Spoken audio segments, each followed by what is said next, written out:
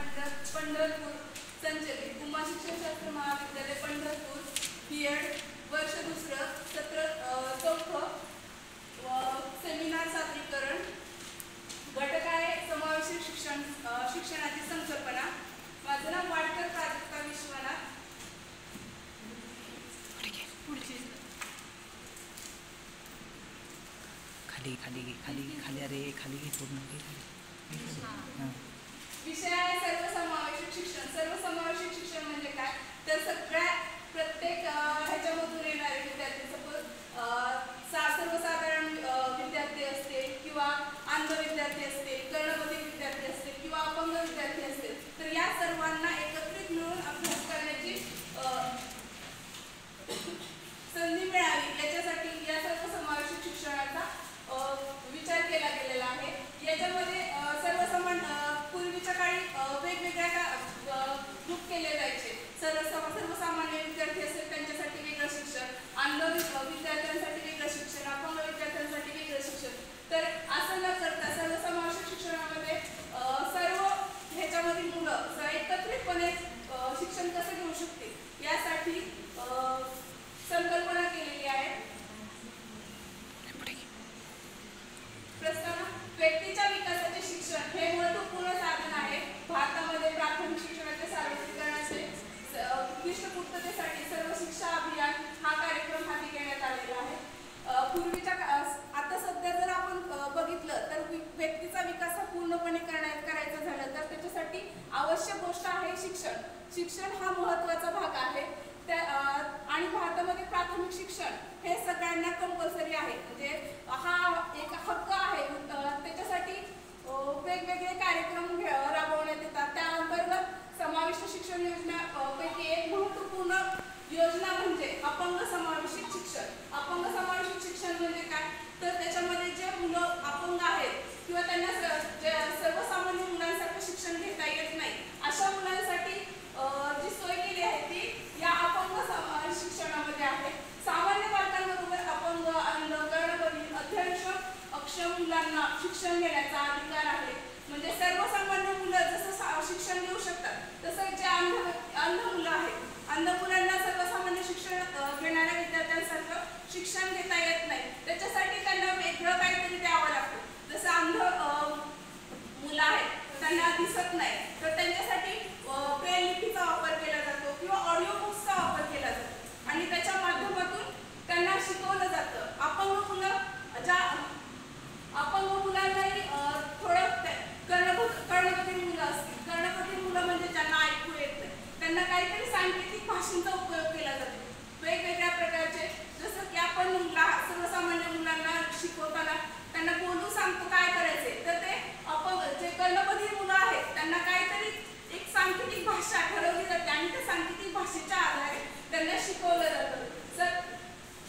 सर्वसमावेशक शिक्षण म्हणजे शिक्षणाच्या मुख्य प्रवाहात सर्वांना सहभागी करून घेणे। विशेष गरजा असणाऱ्या बालकांचे शिक्षण हा सर्वसामान्य शिक्षणाचा अविभाज्य घटक मानला जातो।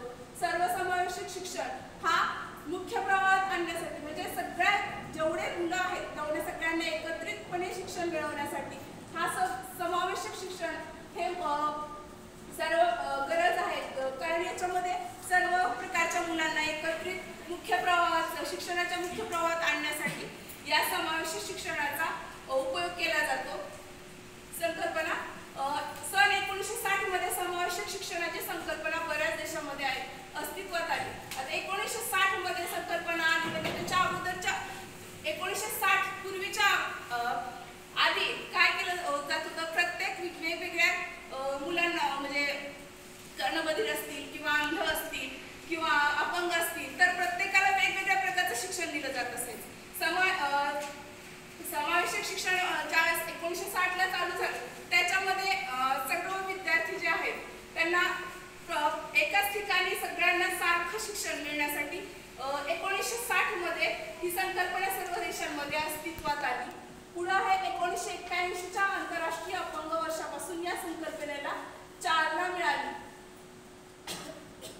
1960 ला सर्वसमावेशक शिक्षणाची संकल्पना अस्तित्वात आली होती। त्याच्यानंतर 1981 ला आंतरराष्ट्रीय अपंग वर्षापासून या संकल्पनेला चालना मिळाली म्हणजे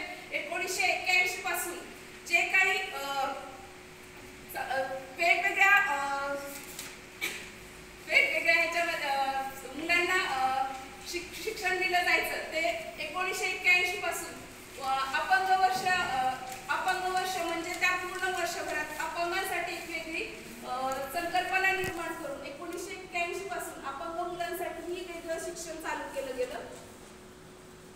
1990 मध्ये थायलंडमधील जोमॅथिया येथे भरलेल्या परिषदेत समावेशक शिक्षणाची गरज या विषयावर चर्चा होऊन ही संकल्पना जागतिक स्तरावर मांडण्यात आली.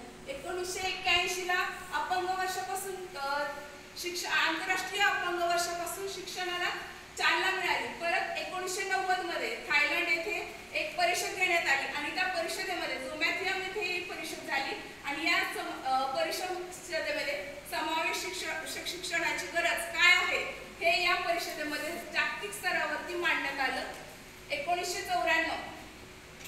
1994 मध्ये स्पेनमधील सालमान्का येथे जागतिक परिषदेत भारतासह 92 देश व 25 जागतिक संघटनांनी ही संकल्पना मांडणी केली.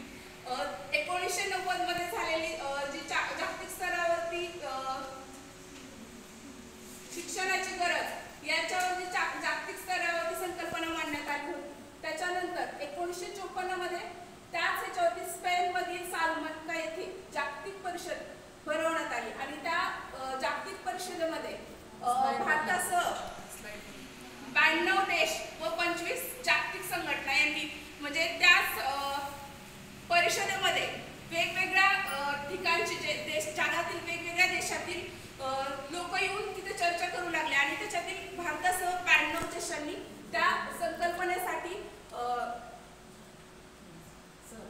सहभाग घेतला. आता याच्यामध्ये बघू शकताय तुम्ही वेगवेगळ्या प्रकारची चित्र दिसत आहेत. प्रत्येक जण हा वेगवेगळ्या पद्धतीने शिकवण्याचा प्रयत्न करतो. व्याख्या. First, inclusion has been defined all peoples within the mainstream of system thought within a common framework and identified as a responsibility all teachers. याच्यामध्ये सर्वसमावेशक शिक्षण हे असं ओळखलं की प्रत्येक ह्याच्यामधून येणारे विद्यार्थी अपंग असतील, कर्णबधिर असतील, या सगळ्यांना याच्यामध्ये शिक्षण घेण्याचा अधिकार आहे. संपूर्ण शिक्षण व्यवस्थेद्वारे विशेष गरजा असणाऱ्या विद्यार्थ्यांना त्यांच्या गरजानुसार सर्वसामान्य शिक्षण योजनेत सहभागी करून घेणे म्हणजे समावेशक शिक्षण होय. संपूर्ण व्यवस्था म्हणजे प्रत्येक विद्यार्थ्यांना जी सोय लागणारी आहे, जसे की कर्णबधिर असतील तर त्यांच्यासाठी सांकेतिक भाषा असेल, अंध मुलं असतील तर त्यांच्यासाठी ब्रेन लिपीचा वापर केला जाऊ शकतो किंवा ऑडिओ बुक्स असतील तर त्याचा वापर केला जाऊ शकतो. अपंग मुलं असतील तर त्यांच्यासाठी रॅम्पचा वापर केला जातो. म्हणजे वेगवेगळ्या पद्धतीनं आपण त्यांना सर्वसमावेशक शिक्षण देण्यासाठी संधी देऊ शकतो. आता या दोन चित्र दाखवले, दिव्यांग विद्यार्थ्यांची विशेष शाळा आणि सर्वसामान्य विद्यार्थ्यांची शाळा. आता सर्वसामान्य विद्यार्थ्यांची शाळा ही आपण नेहमी बघतो, पण दिव्यांग विद्यार्थ्यांची शाळा ही जास्त प्रमाणामध्ये नाहीये, कारण सर्वसामान्य विद्यार्थ्यांची संख्या ही जास्त आहे आणि दिव्यांग विद्यार्थ्यांची शाळा ही कमी प्रमाणामध्ये आहे आणि तिथे फक्त त्यांच्या अभ्यासाचा विचार केला जात नाही, तर त्यांच्या वेगवेगळ्या गोष्टींना विचार केला जातो. त्यांचं वातावरण असेल किंवा त्यांना लागणाऱ्या सोयी सुविधा आहेत त्याचा उपयोग केला जातो. परत त्यांना ते समजून कसं सांगता येईल त्याच्यासाठी वेगवेगळ्या गोष्टींचा वापर करून, जसे की सांकेतिक भाषा असेल, ब्रेन लिपी असेल, वेगवेगळे पिक्चर्स दाखवले जातात, त्या पिक्चरच्या माध्यमातून दाखवलं जातं. आणि लास्टमध्ये आहे ते सगळ्या प्रत्येक अपंग असेल किंवा अंध असेल, कर्णबधिर असेल तर त्यांनी एकत्रितपणे कसं शिक्षण घेतलं पाहिजे याचा त्या सर्वसमावेशक शिक्षणामध्ये सहभाग केला जातो.